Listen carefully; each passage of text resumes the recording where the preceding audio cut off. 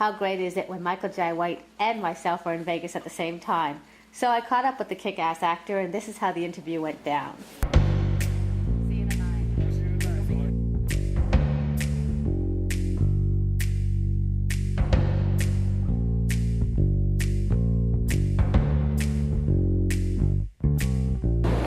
Hi there, everybody. Leslie Carvery from Living Out Loud, and I've finally caught up with my good friend Michael Jai White.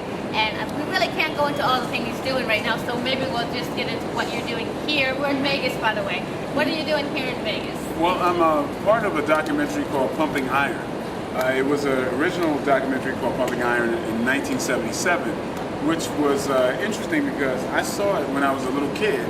Well, and that kind of got me into, kind of fitness and working out. And so I felt like it's an honor to come back and be a part of the part 2 of it. Full circle? Yes, absolutely. What's that? Ferrante Jones. What does that mean? Who is that? Ferrante Jones. Yes.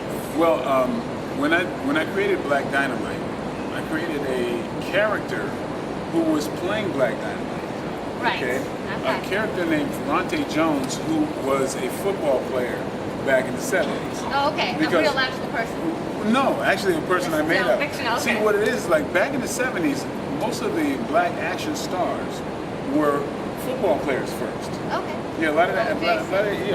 O.J. Simpson, Jim Brown, Fred Williamson. Okay. They were football players before they were, popular actors. Okay. Kind of like, how they turned a lot of rappers into actors nowadays. Right. But back then they chose them as football players. So, so in the kind of the backstory of Black Dynamite, Ferrante Jones was a wide receiver for the Rams back in the day. Okay. And he then became an actor. Okay. So we had this fictitious character. So when I play in the movie, sometimes you kind of see Ferrante Jones, who's playing Black Dynamite. Yeah. You got to follow the trail. Yeah. So it's layered. Okay. Okay. I like that. Yeah. Very cool. Okay. Here's a question for you. Expendables. Expendables. Did you want to be one? Were you up to be one? Did you miss out on that? Was it something you wanted to do? Well, with the Expendables, the first one, I was busy doing Why Did I Get Married Part 2 when they were casting it. I was asked to come in for it, but I wasn't available. Okay. And so even while they were shooting it, I was shooting the movie. And so I believe it was the character that Stone Cold Steve Austin played. It's not what people think. The Terry Crews. You're the only black guy, you gotta be that black. No.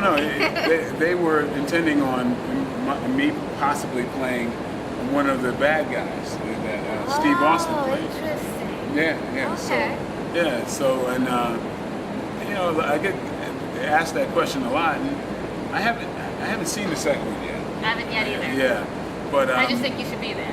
Yeah, a lot of people get that impression, which is I'm flattered about, but it would have to. I don't know. I guess I'd have to fit some kind of way. Right.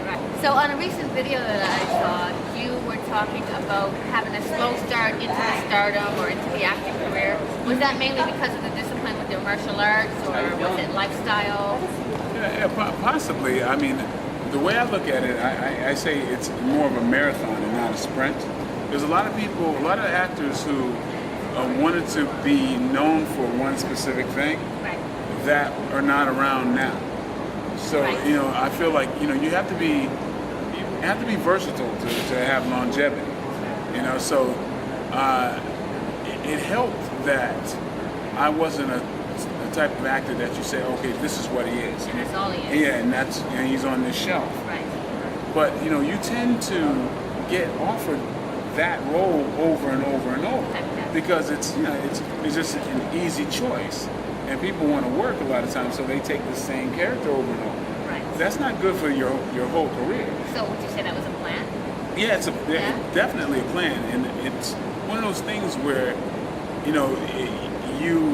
it takes a long time for people to see what you're really about because you're showing all kinds of aspects, and you're constantly keeping them, guessing.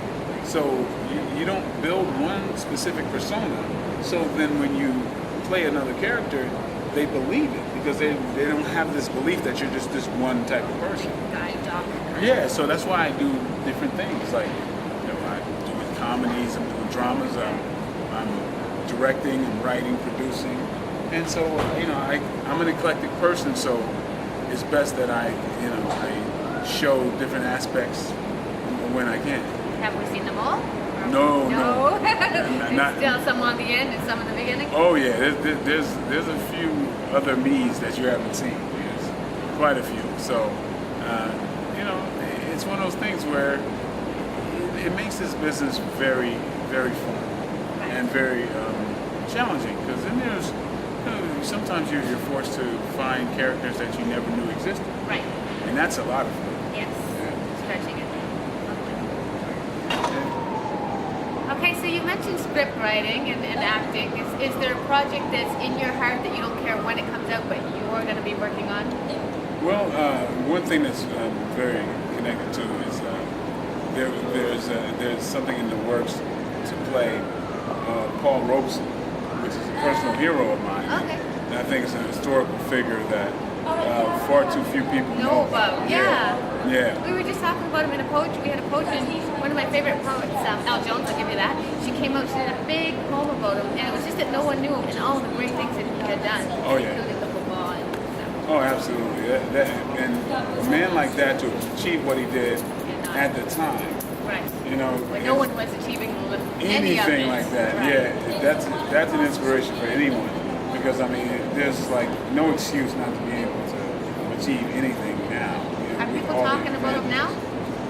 Well, that's the issue. That far too many people are not talking about him. Right. I think he's a national hero. He is he's a hero as a man, as an American. It's just a human being. And it's a personal quest for me to get that story down. Front or back camera?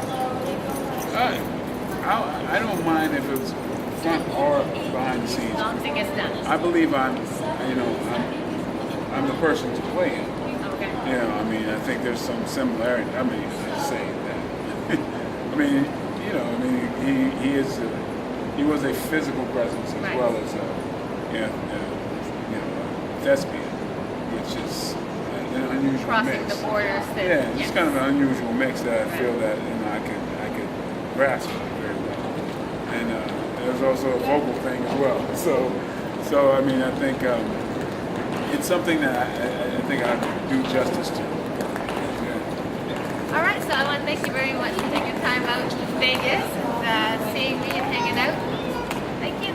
My pleasure.